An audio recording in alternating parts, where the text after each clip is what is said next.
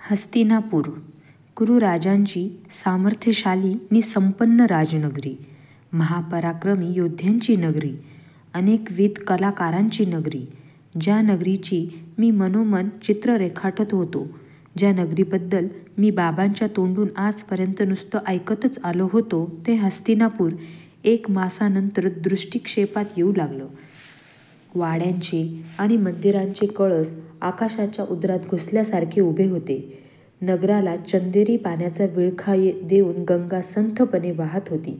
तिच्या पात्रावर असंख्य पक्षी चित्कारत होते. आजूबाजूच्या 2-3 योजनात फक्त उंचच उंच वाडे, गोशाला, अश्वशाला, मंदिरं नि व्यायामशाला यांची गर्दी उडाली होती. महाप्रतापी नि पुण्यवान कौरवराज धृतराष्ट्रांच्या नगरात आमचा रथ प्रवेश करीत होता. माझ्या आयुष्याचा रथसुद्धा आता या नगराच्या मार्गावरूनच धावणार होता. चंपानगरीत गंगामातेनं जशी मला सोबत दिली होती, तशीच ती इथंही देईल काय, मी स्वतःलाच विचारलं. मार्गावरची धूळ उडवीत रथ नगराच्या सीमेत घुसला.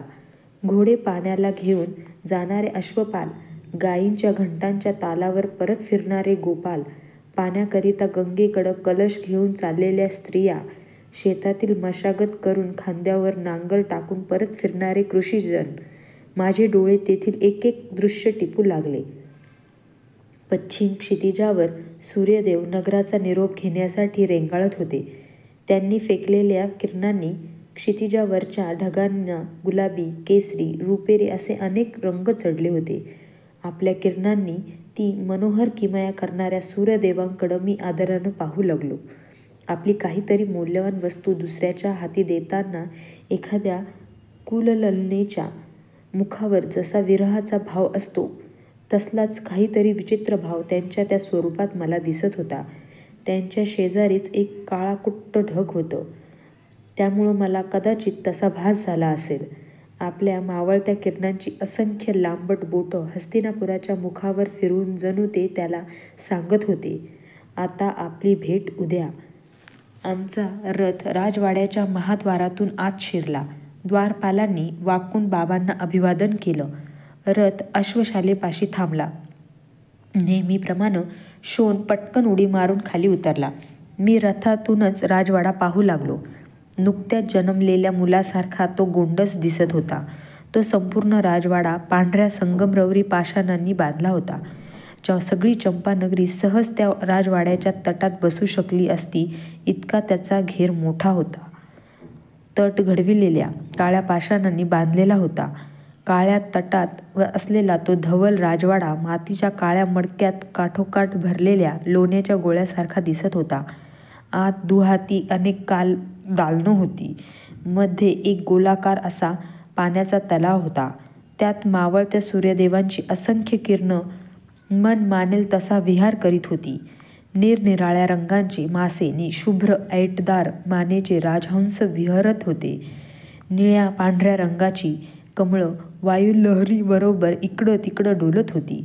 त्या तलावाच्या चारी कोपऱ्यांवर शुभ्र पाषाणात कोरलेल्या 4 सिंहाकृती होत्या. समोरच राजवाड्यात जाण्यासाठी वर चढलेल्या असंख्य पायदंड्या होत्या. चाळा म्हणून मी त्या सहज मोजल्या. 105 होत्या त्या. एखादी पायदंडी चुकली तर नाही ना, या शंकेनं मी त्या परत मोजू लागलो. 1, 2, 4, 10, 20, 50, 100, 101, 2, 4, 5 नि 106. अरे, मगाशी तर 105 होत्या, आता 106 कशा झाल्या, मी विचार करू लागलो. असे नात का, 105 नाही तर 106, आपणाला काय, असा विचार करीत उत्तरीय सावरीत मी हस्तिनापुराच्या त्या वैभवशाली नि पवित्र भूमीवर पाय ठेवणार, इतक्यात काळ्याभोर 7 घोड्यांचा एक रथ वायूच्या गतीनं धडाधड आवाज करीत महाद्वारातून आत शिरला. कुणीतरी पोटतिडकीनं ललकारी दिली, हस्तिनापुराधिपती महाराज धृतराष्ट्रपुत्र युवराज शिरोमणी दुर्योधन. सगळे सेवक नि द्वारपाल एकदम अंग झटकून उभे राहिले. बाबांनीही रथाच्या दिशेनं वाकून अभिवादन केलं. काय काका, केव्हा आलात चंपानगरीहून, युवराजानं रथातून उतरताना हसत हसत विचारलं. हा, आत्ताच येतो आहे युवराज, बाबांनी विनयानं उत्तर दिलं. मी रथातूनच युवराज दुर्योधनाकडं पाहू लागलो. त्याच्या अंगावर योद्ध्याचा वेश होता. त्यात तो विष्णूसारखा शोभून दिसत होता. हातातील डेरेदार गदेमुळं तर तो फारच ऐटदार दिसत होता. एकाच झटक्यात उडी मारून तो खाली उतरला आणि बाबांजवळ आला. त्याच्या चालीत कोणातही न आढळणारी ऐट होती. त्याचं प्रत्येक पाऊल मत्त हत्तीप्रमाणे भूमीत भक्कमपणे रुतत होतं. हातावरून वारंवार घसरणारा उत्तरीय सावरताना तो आपल्या हाताला दमदार झटके देत होता. त्याचे घारसट डोळे विलक्षण भेदक नि पाणीदार होते. नाक भाल्याच्या पात्यासारखं सरळ तरतरीत होतं. पण का कुणास ठाऊक त्याच्यातील एकच गोष्ट मात्र मला खटकली, ती ही की सगळ्या जगाला एखाद्या अजगरासारखा विळखा घालू पाहणाऱ्या त्याच्या भुवया फारच जाड नि वक्र होत्या. आमच्याकडं पाहत त्यानं बाबांना विचारलं, काका हे कोण? हा माझा मुलगा कर्ण आणि हा त्याचा छोटा बंधू शोण युवराज, बाबांनी उत्तर दिलं. कर्ण आणि शोण, छान लय आहे. पण यांना कसं काय आणलं आज आपली राजनगरी दाखवायला? ठीक आहे, आम्हात त्यांना भेटा, ते दाखवतील यांना सगळं नगर. झंझावातासारखा तो आला तसा वळला नि विजेसारखा झपाझप राजवाड्याच्या पायदंड्यात चढू लागला. जवळजवळ सगळ्या पायदंड्यात तो चढूनही गेला. आता एकच पायदंडी शिल्लक राहिली. पण तेथेच थांबून तो पुन्हा माघारी वळला नि पावसाच्या सरीसारखा क्षणार्धात सरासर त्या सगळ्या पायदंड्यात उतरून तो परत आमच्याजवळ आला. माझ्याजवळ येऊन माझ्या कुंडलांकडं एकटक पाहत तो म्हणाला, ही तुझी कुंडलं तुला जन्मदात जातच आहेत काय? होय, मी त्याच्या घाऱ्या डोळ्यात खोलवर पाहत उत्तर दिलं. फारच सुंदर दिसतोस तू या कुंडलांमुळं, इतका की तू या काकांचा मुलगा आहेस यावर कुणाचाही विश्वास बसणार नाही. काय काका?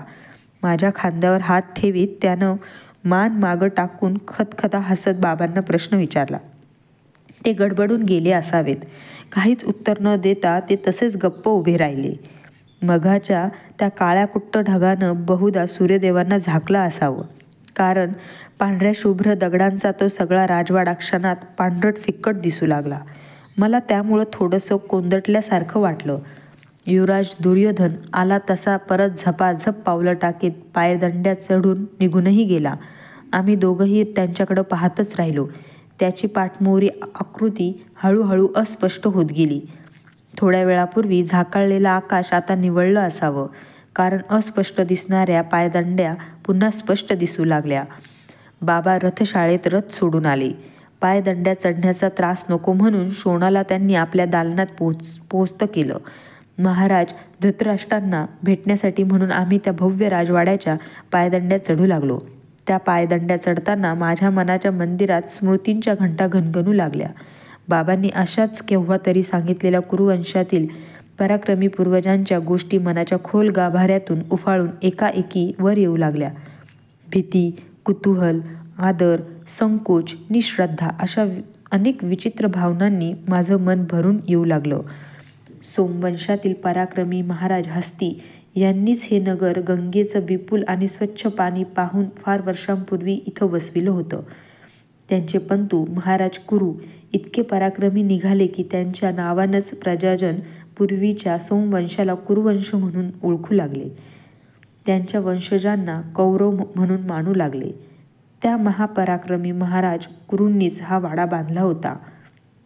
ज्या सोमवंशात बुद्धिमान मनू, पुरुषश्रेष्ठ पुरुरवा, इंद्राला सुद्धा शरणागती पत्करायला लावणारे नहुष, आपल्या दिग्विजयानं सारा आर्यावर्त दणाणून सोडणारे ययाती, त्यांचे पराक्रमी पुत्र यदू निपुरू, जन्मेजय, अहंयाती, देवातिथी, दुष्यंत, भरत, हस्ती आणि अजमीड यांसारखे तेजस्वी महाराज झाले होते. त्या सोमवंशाचा आपल्या कर्तृत्वानं प्रजाजनांना विसर पाडायला लावणारे महाराज कुरु किती विक्रमी गुणसंपन्न असले पाहिजेत. कसे असतील ते महाराज कुरु? पण महाराज कुरूच का? त्यांच्यानंतर तरी या राजवाड्यावर काय कमी पराक्रमी राहिले होते? विदुरथ, अनश्वन, परीक्षित, भीमसेन, परिश्रवस अशी एकापेक्षा एक पराक्रमी महाराजांनी मालिकाच या कुरुकुलात तयार झाली होती. महाराज कुरु म्हणजे तर कुरुकुलाचं भूषणच होतं. एका मत्स्यकन्येशी विवाह करणारे परिश्रवस महाराजांचे पुत्र शंतनू यांनी तर कुरुकुलात एक नवाच आदर्श घालून दिला होता. एवढा अमाप राज्य वैभवावर यकच्चित म्हणून लाथ मारणारे त्यांचे बंधू महाराज देवापी म्हणजे तर कुरुकुलाच्या परंपरेचा साक्षात कळसच. किती विविध प्रकारच्या विजयाच्या आनंदानं धुंद झालेले एक एक दिवस या राजवाड्यानं पाहिले असतील. एक एक कक्ष मागं टाकीत आम्ही चाललो. माझे डोळे जाता जाता जेवढं शक्य होतं तेवढं टिपू लागले. राजवाडा अनेक सुघड कक्षांनी सुशोभित दिसत होता. कक्षातील प्रत्येक पाषाणी खांबावर सुबक नक्षी कोरली होती. खांब एकेका अखंड गंडकी पाषाणातच घडविले होते. कक्षांच्या भिंतीवर कुरुकुलातील पूर्वजांच्या जीवनप्रसंगावरील अनेक सुंदर चित्र रेखाटली होती. प्रत्येक कक्षाच्या द्वारावर दास दासी विनयानं उभ्या होत्या. त्यांच्या प्रत्येक हालचाली तत्परतेनं होत होत्या. जागजागी योद्ध्यांचे सुबक असे निरनिराळ्या पवित्र्यातले घोटीव पाषाणी पुतळे उभे होते. ठिकठिकाणी लाकडी पिंजऱ्यात मयूर, कोकिळ, कपोत, भारद्वाज असे पक्षी कोंडले होते. ते चित्रविचित्र आवाज काढीत होते. कौरवांच्या पराक्रमांचं जिवंत शिल्प होतं ती राजवास्तू. आम्ही महाराजांच्या रक्षित कक्षात आलो. सगळी उत्सुकता डोळ्यात आणून मी पाहू लागलो. सोन्यानं मढविलेल्या एका उंच नक्षीदार आसनावर महाराज धृतराष्ट्र बसले होते. त्यांच्या मस्तकावर नक्षीदार सोनेरी मुकुट होता. अंगात मधूनच चमचमणारी राजवस्त्र होती. गळ्यात माणिक, मोती, वैदुर्य यांच्या टपोऱ्या माळा होत्या. त्यातून बाहेर पडलेली प्रकाशाची निळसर वलये त्यांच्या पुष्ट गळ्याभोवती दाटली होती. रुंद छातीचे महाराज दाट, भरदार, पांढऱ्या दाढीमुळं ऐटदार दिसत होते. पण त्यांच्या डोळ्यांभोवती काळी काळी वलये होती. डोळे मिटल्यासारखे दिसत होते. त्यांच्या उजव्या हाताला थोडंसं खाली एका साध्या लाकडी आसनावर एक सौम्य आणि नितळ चेहऱ्याची व्यक्ती बसली होती. शुभ्र उत्तरीयाचं एक टोक तिनं डाव्या खांद्यावरून मागं टाकलं होतं.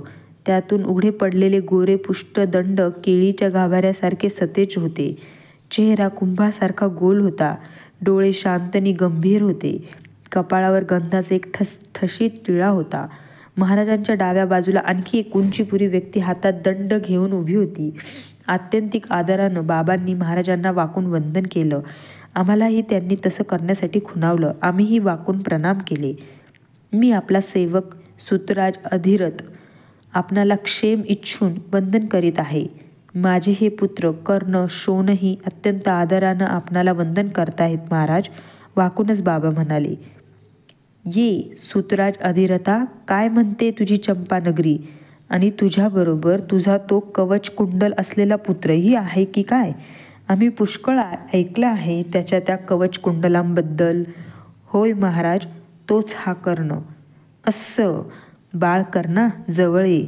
त्यांनी अचूक माझ्याकडं हात केला. बाबांनी मला जवळ जाण्यासाठी खुणावलं. मी झटकन पुढं झालो. महाराजांनी चाचपडत माझा हात हातात धरला. मी त्यांच्या चेहऱ्याकडं पाहिलं. त्यांच्या दोन्ही डोळ्यांच्या लिबलिबीत तांबसर कडा पाणवल्या होत्या. पापण्यांजवळचे स्नायू पापण्या उघडण्यासाठी अतिशय अधीरतेने वळवळू लागले. पण पापण्या उघडण्याऐवजी डोळ्यांच्या कडांवर साचलेलं पाणी मात्र घरंगळून गालांवरच्या शुभ्र दाढीत मिसळलं. मी वाकून त्यांच्या चरणांना स्पर्श केला. त्यांनी दंडाला धरून मला झटकन वर उठविलं. आपल्या थरथरत्या हातांनी त्यांनी माझा चेहरा आपल्या ओंजळीत धरला. बोटांनी कानांतील कुंडलं चाचपून पाहिली. त्यांच्या त्या थरथरत्या स्पर्शात कसली तरी विलक्षण ओढ होती. भुवया उंचावीत उजवीकडं वळून ते म्हणाले, विदूर, खरोखरच आश्चर्य आहे. याची ही मांसल कुंडलं म्हणजे असामान्य गोष्ट आहे. होय महाराज, आणि त्याच्या अंगावर हिरण्यवर्णाचं कवचही आहे. विदुरानं बाबांकडं पाहत विचारलं, अधिरथा, तू तर श्यामवर्णी आहेस, मग तुझा हा पुत्र हिरण्यवर्णी कसा? तो मातृवर्णी आहे गुरुदेव. बाबा हात जोडून महाराजांना म्हणाले, एक विनंती आहे महाराज. बोल अधिरथा, काय आहे? राजकुमारांच्या बरोबर माझ्या पुत्रांनाही काही युद्धशास्त्र शिकायला मिळालं तर? अवश्य अधिरथा. असाच जा आणि गुरु द्रोणांना भेटून यांची नावं त्यांच्या युद्धशाळेत आत्ताच घालून टाक. डावीकडं उभ्या असलेल्या उंच व्यक्तीला महाराज म्हणाले. वृषवर्मा यांना लागेल ती मदत करा. आज्ञा महाराज. राजदंड जराही न वाकविता अमात्य वृषवर्मांनी वंदन केलं. महाराजांना वंदन करून आम्ही बाहेर पडलो. वळवण्यापूर्वी मी विदुरांकडं पाहिलं. त्यांच्या भव्य कपाळावर एक बारीकशी आठी उठलेली मला दिसली. कुठंतरी लांबवर पाऊस पडत असला की कधीकधी निरभ्र आकाशात सुद्धा नुसतीच वीज चमकून जाते तशी ती मला वाटली.